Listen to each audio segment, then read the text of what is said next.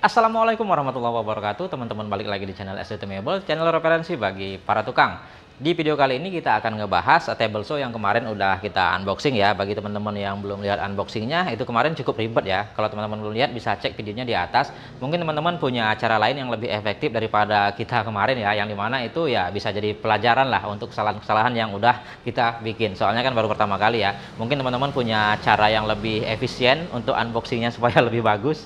Oke ya, kita langsung aja kita akan bahas. Ini table saw-nya dari Aldo ya, dengan tipenya adalah 105.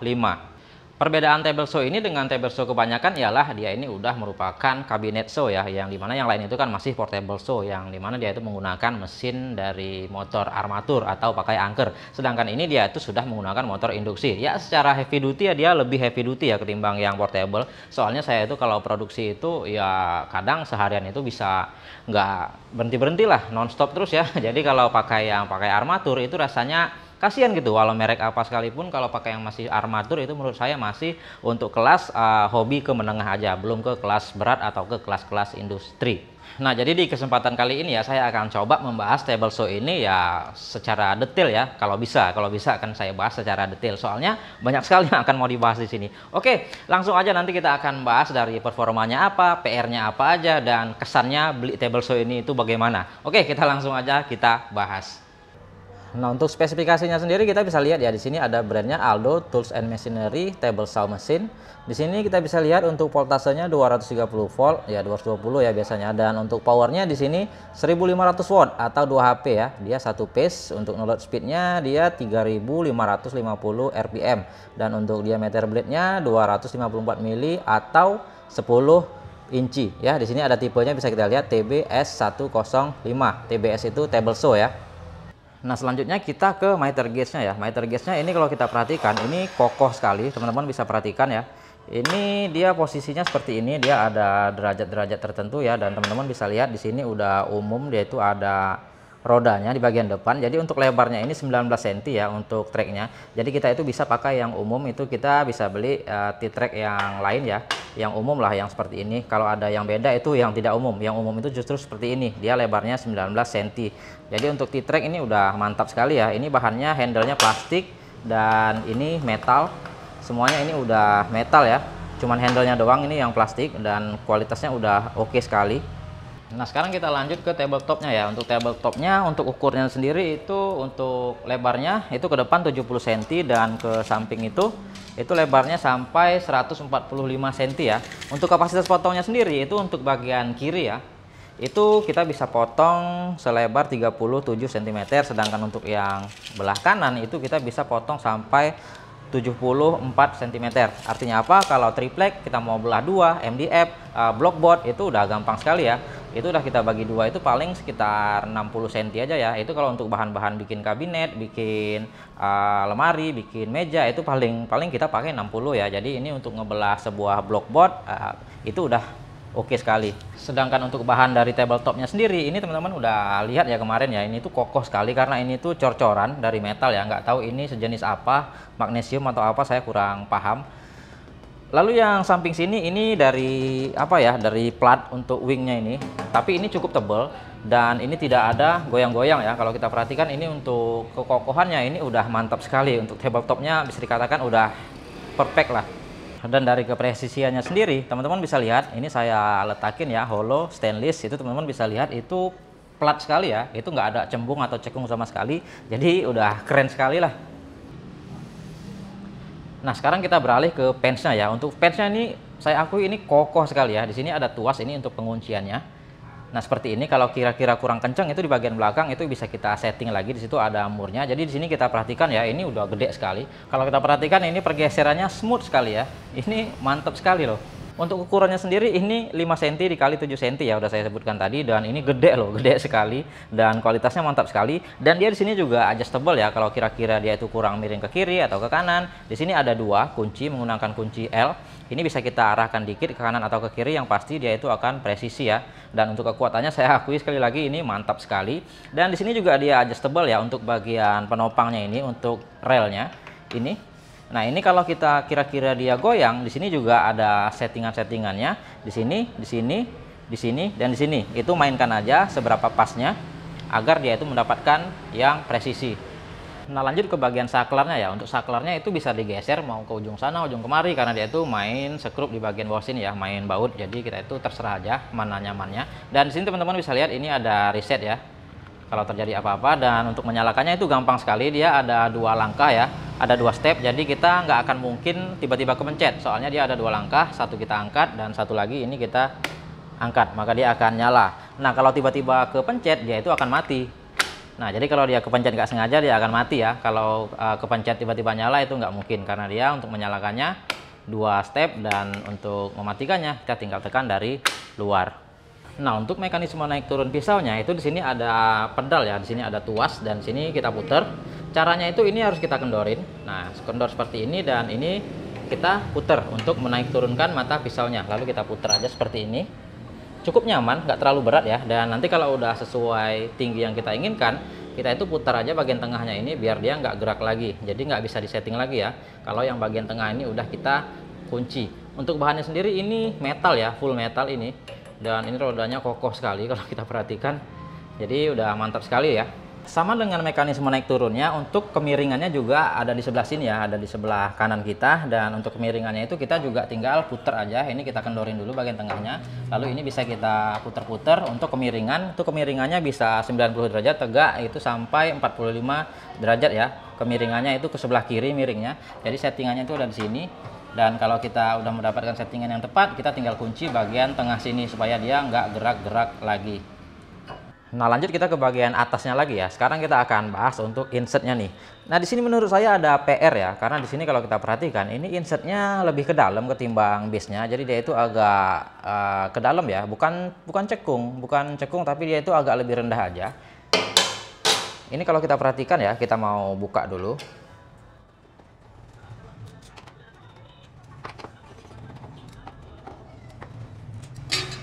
Nah, sekarang kita akan ukur ya kedalaman slotnya ini. Kalau kita perhatikan itu slotnya itu dalamnya itu adalah, nah teman-teman bisa lihat ya, di sini dia itu 4 mili. Sedangkan untuk ketebalan dari ini dari insertnya itu kalau kita ukur itu cuman 33 mili. Nah, jadi sisanya itu 35, berarti kurang 0,5 mili lagi. Nah, itu PR-nya sih kalau menurut saya bisa diselesaikan dengan menambah ring di bagian bawah sekrupnya seperti ini ya.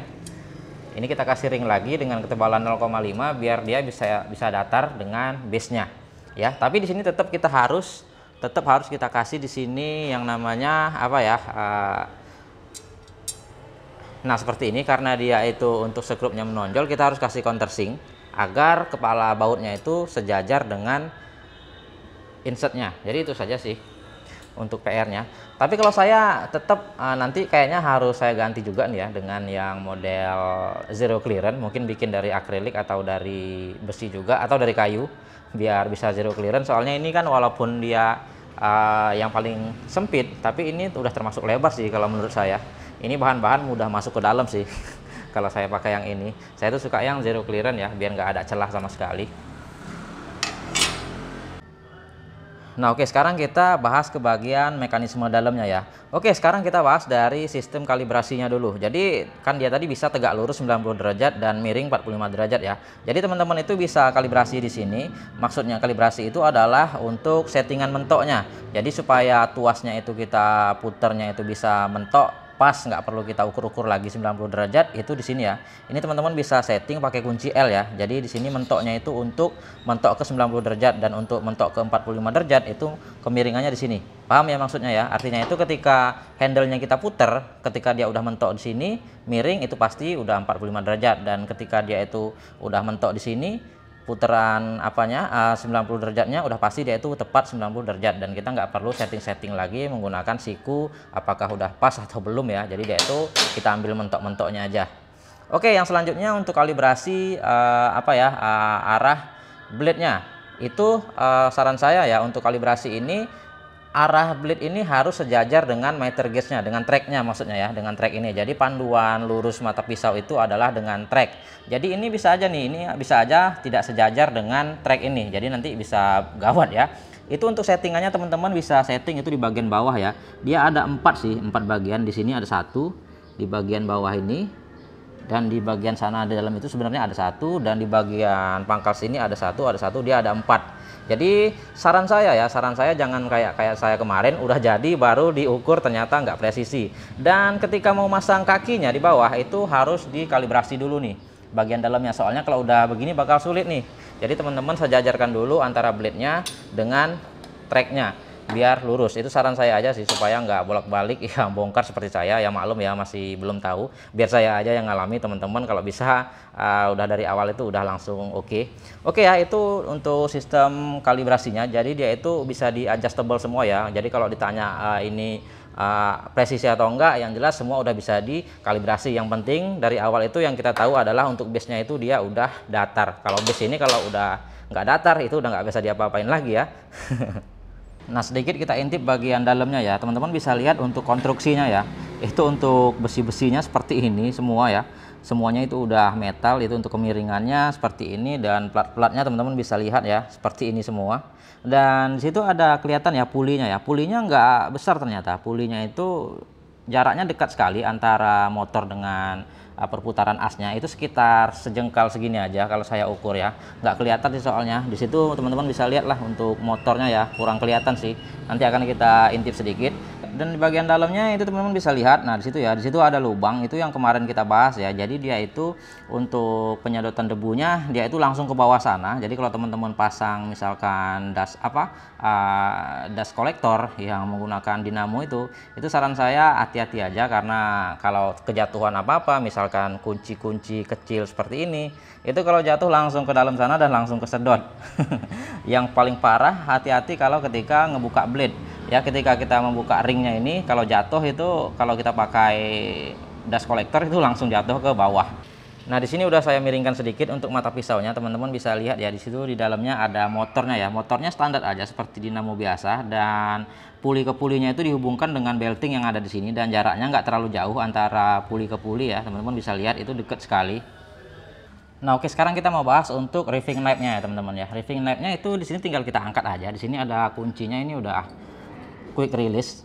Ini kita tinggal putar aja seperti ini, dan ini kita tekan. Ini bisa kita angkat mau setinggi apa. Nah, kita coba segini aja ya.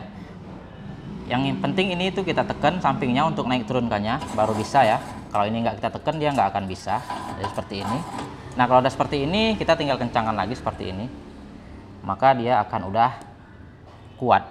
Dan kita coba pasang insertnya. Nah, seperti ini ya. Ini nggak saya sekrup dulu karena nanti mau dibongkar lagi. Sekarang kita akan coba pasang untuk ini ya. Ini adalah anti kickbacknya. Anti kickbacknya itu pasangnya gampang sekali. Itu kita tinggal masukin di sini ya. Masukin di sini. Nah, seperti ini. Nah, baru kita kencangkan. Nah, seperti ini. Jadi dia itu anti kickback ya, untuk menjepit kayunya biar nggak bisa mundur, lompat ke belakang. Lalu sekarang kita coba pasang untuk blade guardnya ya. Untuk blade guardnya juga ini gampang masangnya, tinggal kita letakin di sini aja. Kita masukin seperti ini. Nah, seperti ini ya. Ini kita tinggal tekan quick release-nya. Agak keras ya. Nah, seperti ini udah kuat sekali ya. Jadi quick release-nya itu seperti ini. Jadi dia ada dua bagian. Kalau kita setting miring, dia juga bakal ikut miring ya. Kita tes, kita setting miring. Nah, dia juga akan ikut miring. Oke, kita balikin lagi.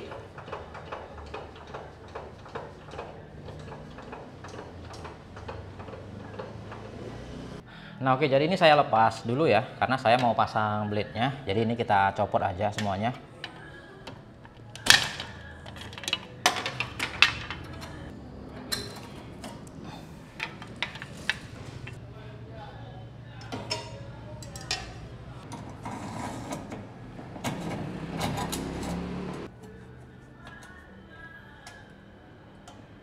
Nah, jadi untuk ngebukanya ini kita cuma butuh satu kunci ya. Ini udah ada dari bawaannya, dan di sini teman-teman bisa lihat ada spindle lock-nya. Kita tinggal tekan aja dan kita bisa putar. Ya, ringnya sekali lagi awas jatuh. Tapi kalau nggak pakai dust collector nggak masalah sih, dia jatuhnya ke bawah. Nah, seperti ini. Oh ya, untuk asnya ini dia itu ukurannya 16 mili ya teman-teman ya. Dan ini ukurannya panjang sekali untuk asnya, dan ini bisa untuk dado sepertinya. Pengen coba juga nanti kapan-kapan ya. Harganya mahal sih untuk dado blade-nya. Oke, sekarang kita mau coba pasang. Untuk blade-nya itu seperti ini. Blade-nya seperti ini ya. Untuk lubang asnya itu 16 mili atau 5/8. Tapi ini cukup tebal sih blade-nya. Saya kurang suka. Dan di sini saya mau coba pakai blade andalan saya. Jadi apapun mesinnya, blade-nya Floyd. Oke, di sini tuh saya pakai Floyd yang Floyd Pro ya, bukan yang Daiblo. Yang Daiblo takutnya riving knife-nya nanti ketebalan. Kalau yang Floyd Pro ini tipisnya pas. Jadi di sini yang saya pakai yang 40T, tapi ini untuk asnya 25,4 ya, sedangkan bawaan mesin itu tadi 16 mili. Tapi tenang aja, karena di bawaan mesin sendiri itu udah ada as bawaannya ya. Ini ukurannya 25,4 ke 16 mili. Jadi kita tinggal masukin aja nih. Nah, seperti ini. Jadi kita bisa pasang Floyd ini ya.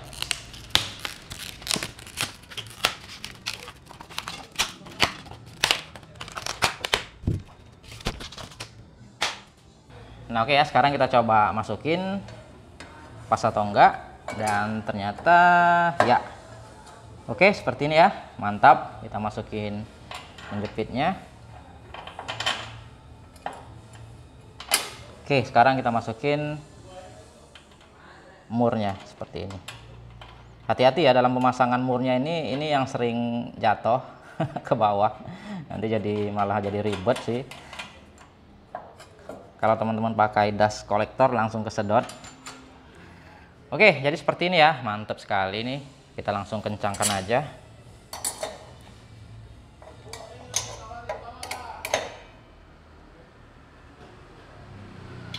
Oke. Mantap. Oke, sekarang saya coba keluarin dulu riving knife-nya, kira-kira ketipisan atau ketebalan blade-nya cocok atau enggak.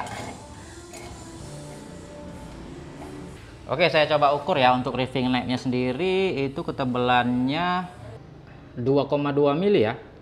Nah, itu artinya ketebalannya itu sama dengan blade-nya Floyd Pro ini ya. Jadi untuk makannya Floyd Pro ini dari speknya saya baca 2,2 dan riving knife-nya 2,2, artinya itu sama ya. Jadi dia itu masih bisa dipakai, asal jangan riving knife-nya lebih tipis ketimbang blade-nya. Itu bakal susah nanti.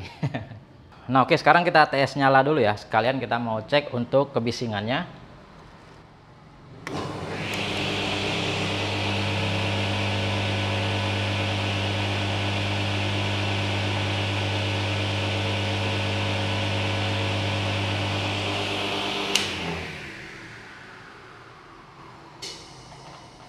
Halus bener ya, cuman berkisar di 85 dB aja. Oke, sekarang kita mau tes untuk getarannya ya. Kita mau cek seberapa.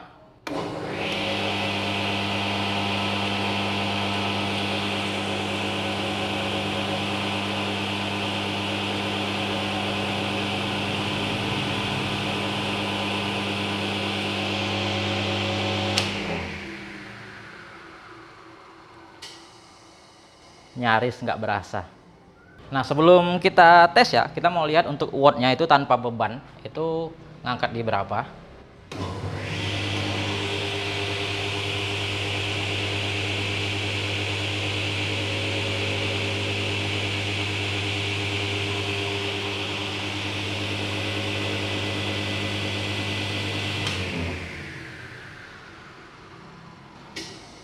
Ratusan watt aja ya, itu tanpa beban.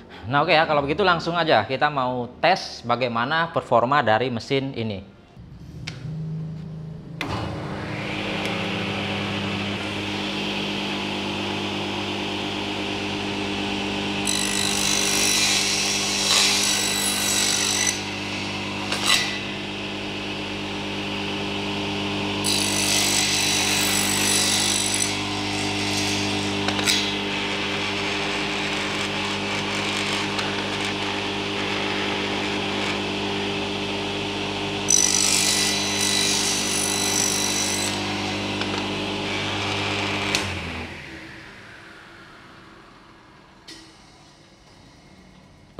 Asik bener ya.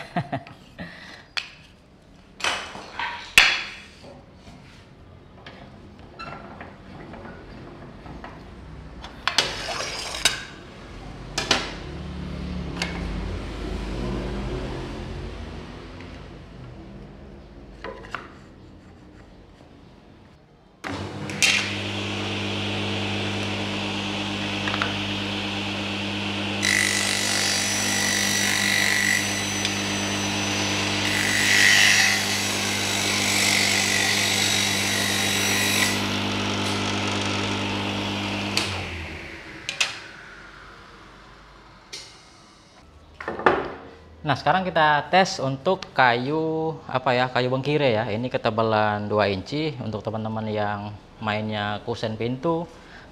Seperti ini nih ya makanannya, kayu-kayu keras. Kita tes ya.